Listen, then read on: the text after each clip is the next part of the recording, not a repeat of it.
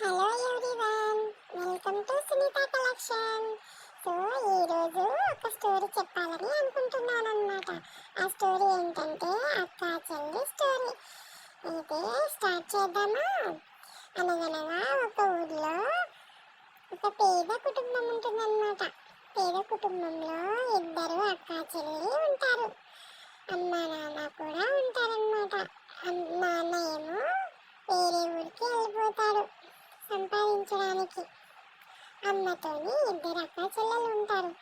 అయితే అక్క చెల్లెల్లో పెద్ద పెద్ద పాప ఏమంటారంటే, అమ్మ డబ్బులన్నీ వేస్ట్ ఎందుకమ్మా, నీ డబ్బులు సేవ్ చేయాలనేది ఒక ప్లాన్ ఉంది నాకు.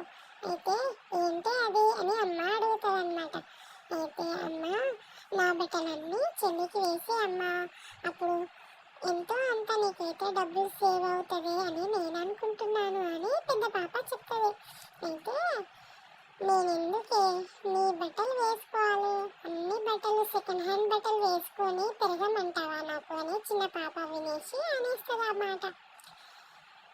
చిన్న పాప అంటదలా. అయితే అమ్మ, ఈమె మొహంలే, ఈ అక్క చెప్పినట్టు అస్సలు వినకమ్మా, నేను చెప్పిన ప్లాన్ వినమ్మా అంటది. ఏంటి పాప నువ్వు చెప్పే ప్లాను చెప్పు అని అమ్మ అడుగుతాయి.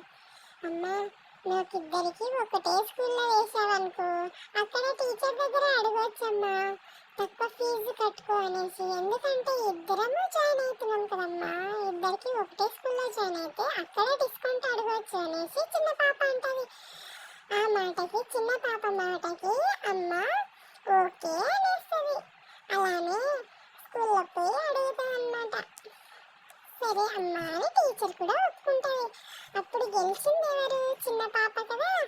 సో చిన్న పాప గెలిచింది మొత్తానికి. మీ ఇంట్లో కూడా అంతేనా?